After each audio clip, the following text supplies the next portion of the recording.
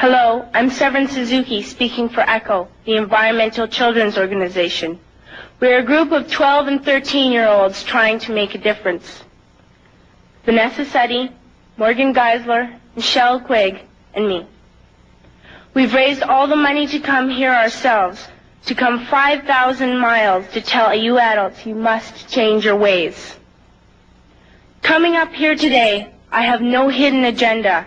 I am fighting for my future. Losing my future is not like losing an election or a few points on the stock market. I am here to speak for all generations to come. I am here to speak on behalf of the starving children around the world whose cries go unheard. I am here to speak for the countless animals dying across this planet because they have nowhere left to go.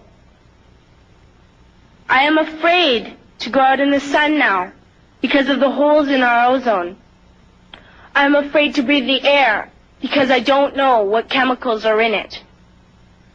I used to go fishing in Vancouver, my home, with my dad, until just a few years ago we found the fish full of cancers. And now we hear of animals and plants going extinct, every day vanishing forever. In my life, I have dreamt of seeing the great herds of wild animals, jungles and rainforests full of birds and butterflies, but now I wonder if they will even exist for my children to see. Did you have to worry of these things when you were my age? All this is happening before our eyes, and yet we act as if we have all the time we want and all the solutions. I'm only a child, and I don't have all the solutions. But I want you to realize, neither do you. You don't know how to fix the holes in our ozone layer. You don't know how to bring the salmon back up in a dead stream. You don't know how to bring back an animal now extinct. And you can't bring back the forest that once grew where there is now a desert. If you don't know how to fix it, please stop breaking it. Here, you may be delegates of your government, business people, organizers, reporters, or politicians, but really, your mothers and fathers, sisters and brothers, aunts and uncles, and all of you are someone's child. I'm only a child, yet I know we are all part of a family, 5 billion strong. In fact, 30 million species strong. And borders and governments will never change that.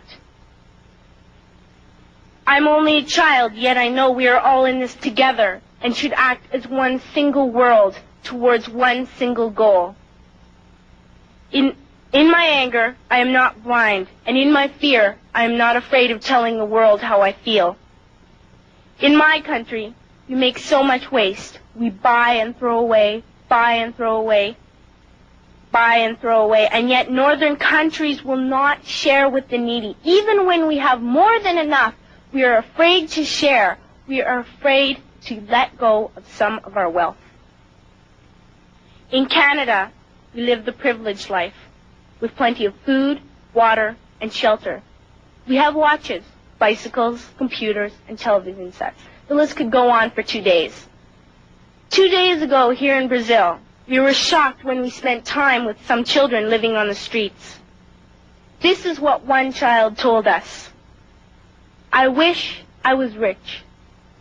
And if I were, I would give all the street children food, clothes, medicines, shelter, and love and affection.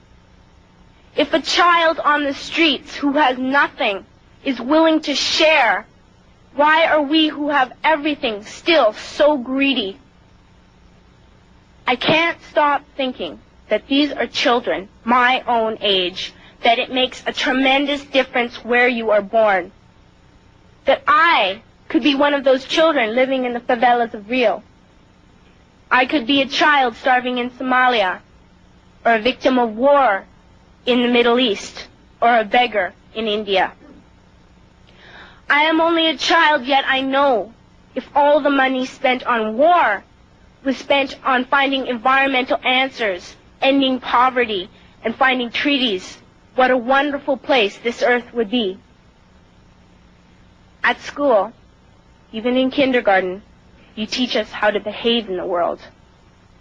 You teach us not to fight with others, to work things out, to respect others, to clean up our mess, not to hurt other creatures, to share, not be greedy.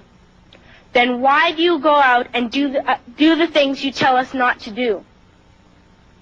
Do not forget why you are attending these conferences, who you're doing this for. We are your own children. You are deciding what kind of a world we are growing up in. Parents should be able to comfort their children by saying, everything's going to be all right. It's not the end of the world, and we're doing the best we can. But I don't think you can say that to us anymore. Are we even on your list of priorities? My dad always says, you are what you do, not what you say. Well, what you do makes me cry at night. You grown-ups say you love us, but I challenge you, please, make your actions reflect your words. Thank you.